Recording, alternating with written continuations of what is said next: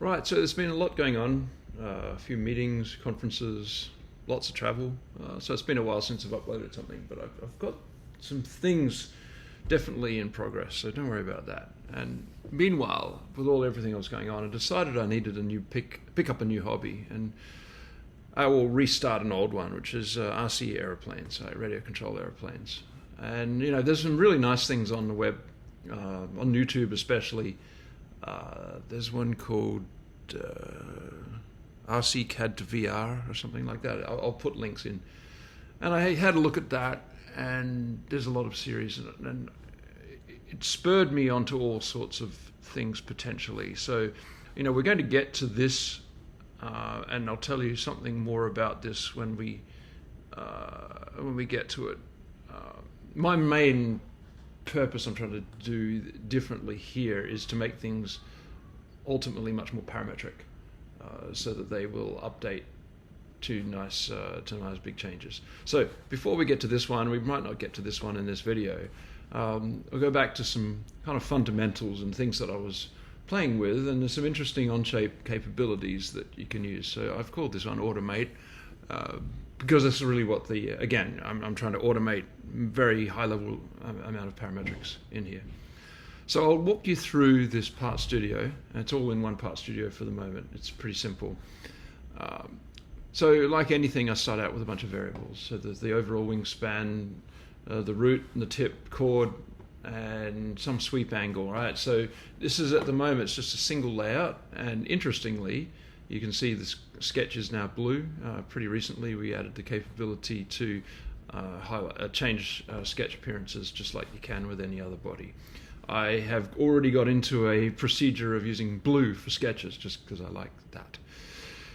Anyway, so that's my layout sketch, and it's never too early to start playing with the sketches to see if it is actually, in fact, updating as you would expect. So, the parametrics on this are going to be, as I said, we're going to try and flex this thing to the max. All right, so we've started with that, and the next thing I want to do is create kind of the loft for the wing surface. And to do that, I created a plane. It's a very big plane here, so I've been changing the size and scale a lot lately. So anyway, that's the plane of where this first root profile is. Now I'm using a custom feature called Profile Generator, which you probably have seen. I don't know, maybe I haven't shown it before. Anyway, it's a nice public domain custom feature, and allows you to put in the 4-digit NACA profile. There's also a database of other profiles, and you can see here it's changing interactively. So I'm using a 0013 for the 4-digit, creating 2 splines, and that is my first profile. And again, I'm using sketch colors.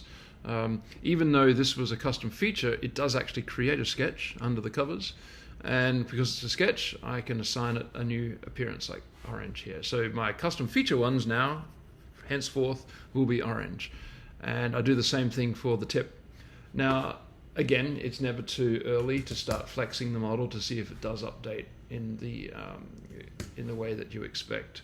So, now if we go back to the top view, we can see that these things are aligned, and that's good. Doing what we expect.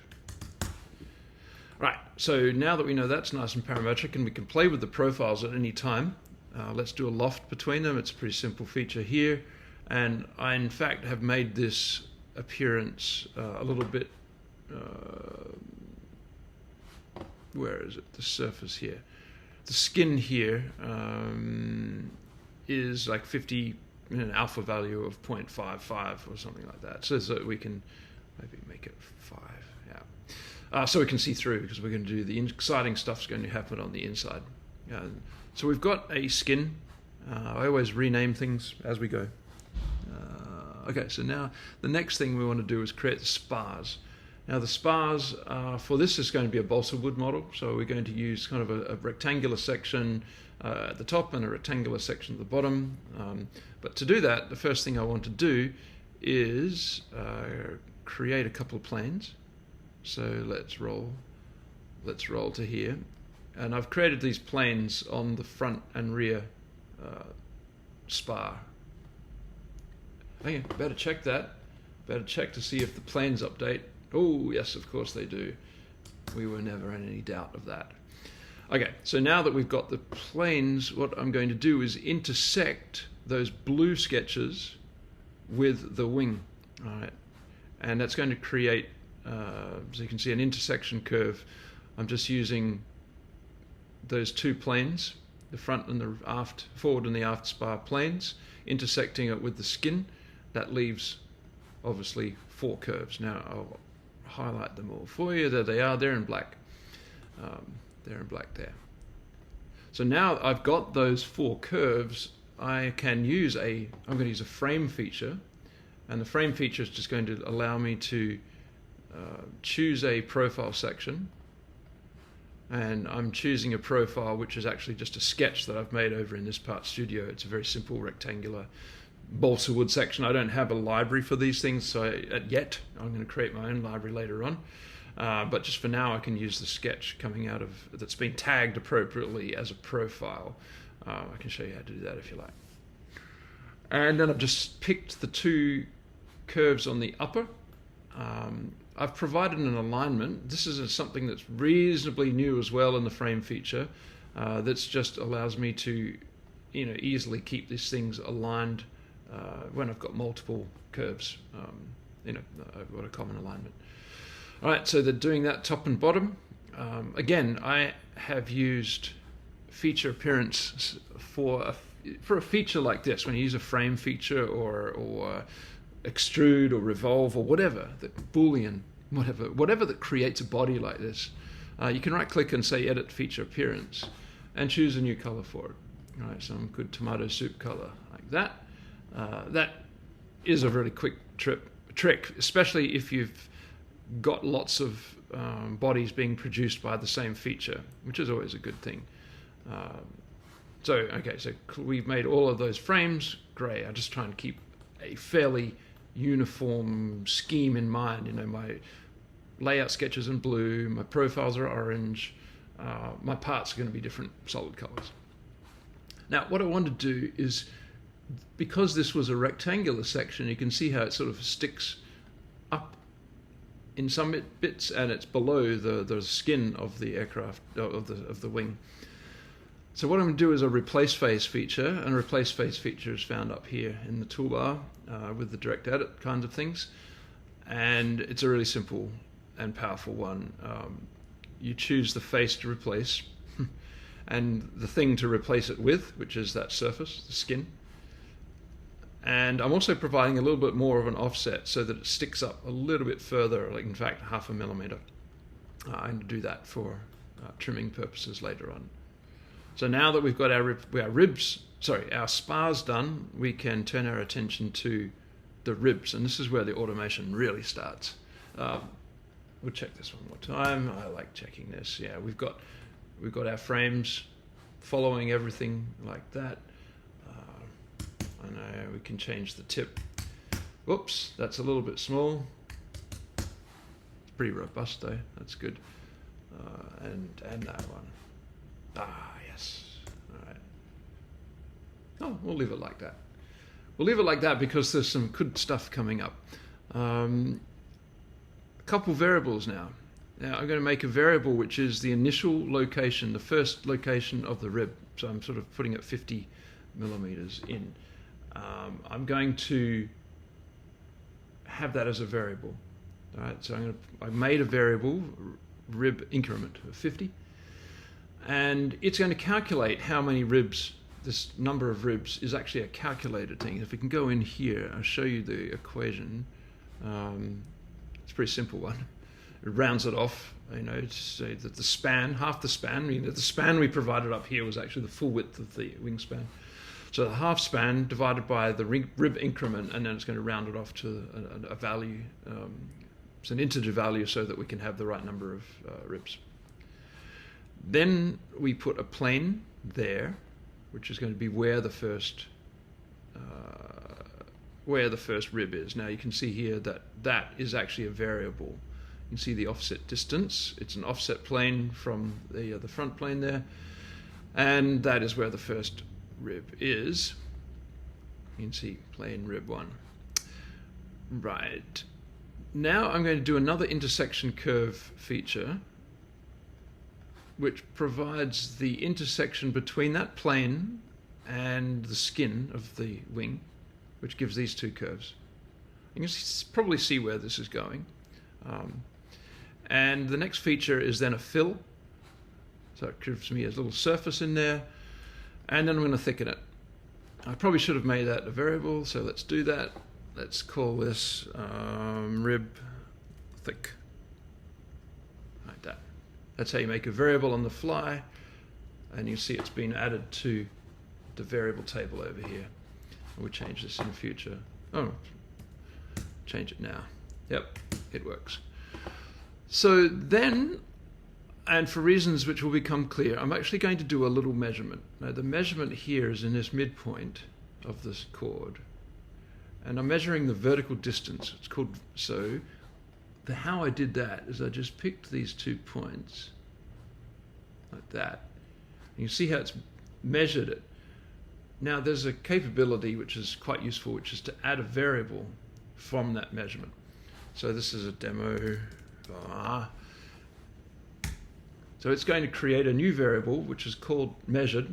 So it's read only, and it's, you can have more controls over it if you like. You can measure along a certain axis. It could be a min or a max value. It could be a length or a diameter, whatever. That is that kind of a measured variable, and I'm going to use that a few places. Now the first thing I've done in here is I've created a mate connector. I'm just going to do some demonstration tweaks in here. So, this rib, we're going to make some features on the inside of this rib. The first one I'm going to do is I'm going to put a mate connector, and you can see here I've oriented the mate connector off the front of the nose here, but I've moved it back, and I've moved it back by some kind of that measurement, vert, divided by 2. So I've just kind of chosen the half distance to move it back from the nose. That's for reasons that, whatever. The next mate connector is actually based in the centroid of the, and there's no movement, there's no additional movements. So that's my phone here. Right, so now I've got 2 mate connectors. I'm going to then create a couple of sketches. The first sketch is centered on that mate connector. Maybe I'll turn off the skin to get a little bit simpler. There, you can see it this side. So I've created a simple circle, and the diameter of that circle is, you can see something interesting here. You can see how this little f of x is going on. Now, f of x means that there's some expression in this value. There's an expression that's leading to this value. So I can show the expressions, and you can see here it's vert, which is that measurement we made, divided by 3. So I just created that. That is the only thing that's in that sketch. The other sketch is this mid cutout where I've got a couple of holes, and if I come in here you can probably see, oh yeah, there's an f of x in here as well. Some of these dimensions were in a funny location because I had this thing almost 10 times the size before, and I'm just changing it down to something more reasonable that would fit on my bench. So all of these have expressions, so I can show them. This is actually the distance between the circles is vert. This one is on the mate connector, so it's locating this exactly. It's horizontally aligned, and the diameters are vert times 0.6 and vert times 0.75. Right, so this is going to be controlled by the profile that we choose. Then I extrude those sketches. In fact, I've just chosen the faces of all those sketches and extruded through here to create the cutouts. Like, I'm just trying to do some features in here to show you the good stuff's about to happen right now, because I want to create multiple ribs down this. So I'm going to use a pattern, but this is a very special pattern, as you'll see. The special pattern is that I include it's a feature-based pattern, and I've included a lot of features in the pattern, including some of those variables and the evaluation of those variables. So the rib location is actually, it's the old rib location plus the increment. So that gives me an incrementing placement of the plane. You can see how all these planes are being created. It's reevaluating the intersection curve. It's redoing the fill and the thicken. It's remeasuring. So this thing is tapering as it goes down, remember. Like these sections are actually different as they go down. So it needs to reevaluate the measurement. It's replacing the mate connectors and the sketches and doing the extrude. And it's going to do it the number of times which is being driven by our variable over here, which is the number of ribs. And the important thing is that I have checked this reapply features because there's new topology potentially that's going to be happening as we go down, as these ribs change shape. And so we need to reapply those features. All right, so what has happened is that we end up, and I'll turn off all of these sketches. You can see how the initial diameter was like 16.5, and the final diameter was, 8.7. So as it has gone down and made a smaller rib at the other end, because it's a 100mm chord versus 200mm root chord, it has kept this thing up to date. And you can see the effect is that this is sort of regenerating in a very predictable and controllable way, so that we don't have this front cutout. Maybe we're going to put some carbon fiber tube to support through here, or something else. But that form of a parametric array is quite fun and quite powerful.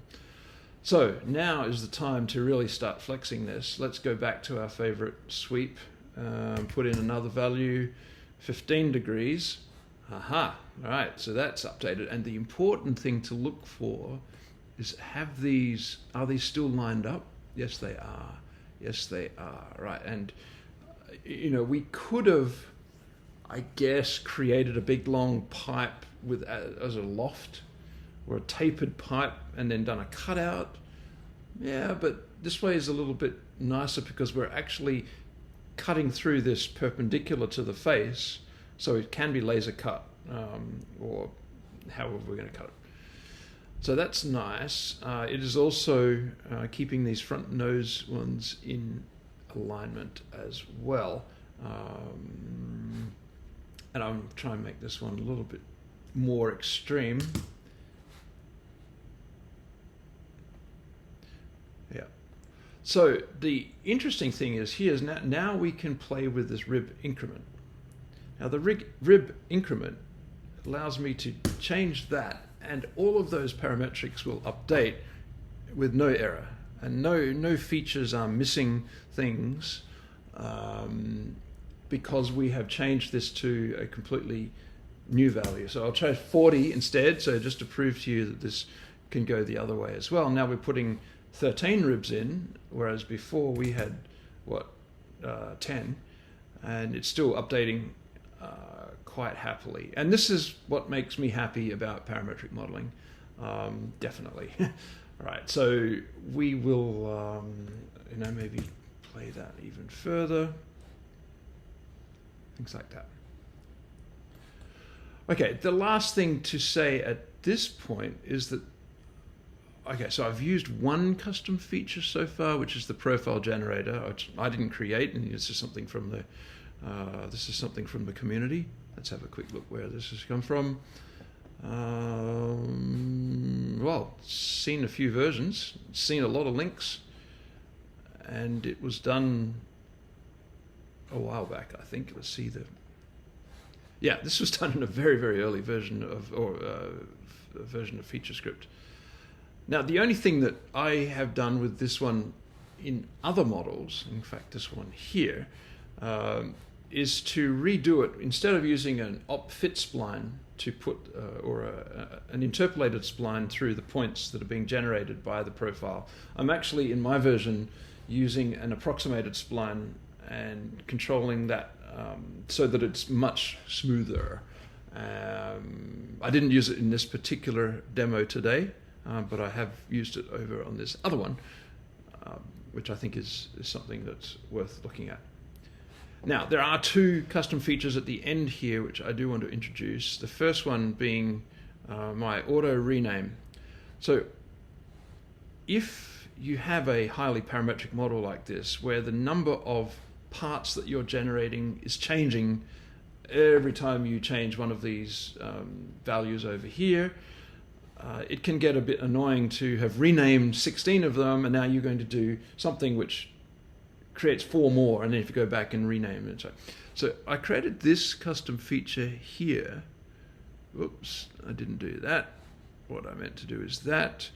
Now the auto rename takes some interesting tools on the input. Instead of just picking bodies like you would normally do, when you rename something, you just you pick the body and you say rename, and it's one body that's doing it at a time. What I've got here is I can pick features that create bodies.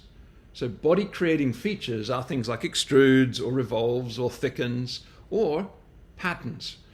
So here I've picked the original thicken feature, and I've clicked my pattern, and I've given it a seed name, rib. And what it's done is it's automatically created, rib 1 through rib 10. Now what's fun is that if I change this to 42 instead,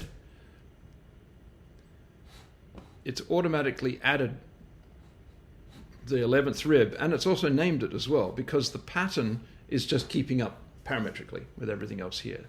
Now I wrote this one myself. It's really, really simple. I think I've published it, but if I haven't, I should, and I will put the link in somewhere in the description here. So yeah, that's incredibly useful. I found this one, need to use this all the time. So I can have really well-behaved and well-looking, aesthetically pleasing parts lists, as well as aesthetically pleasing and compact feature trees and feature lists here.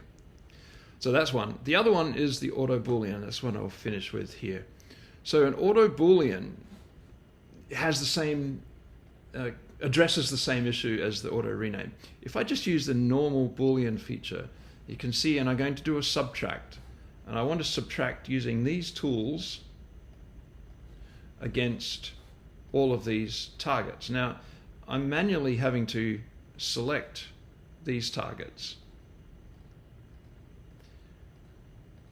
And I think you can see what's going to go on, is that if I change the number or do something that changes the number of ribs in here, then this boolean will be incomplete, or even could go into an error state, depending on if one of the tools, if one of these targets doesn't exist anymore, it will show in a references missing state. Not good. And some of them won't even have the cutout on them because they won't have been chosen in there. If we add ribs, they won't be cut from. That's not good either. So the auto boolean works in a very similar way to auto rename. In fact, this feature is stored in the same document as they're all in there. What it does is it takes, again, instead of taking bodies, it creates body creating features. So the two body creating features I'm using for the tool are the frame features. So I just chose the two frame features up here. And for the targets, I chose two things. I chose the thicken and I chose the linear pattern again, just for the rename. And of course I'm keeping tools. It works the same way as a regular Boolean, except the only thing different than regular Boolean is that you choose features and not bodies. And these have to be body creating features, of course. And so what that does is that allows me to, if I hide, make those translucent, I'm cutting out this rib. I'm cutting out the allowance for the spar on the top of that rib. And of course, as before, if we change this and have this regenerate, those rib cutouts will be always correct. And there we go.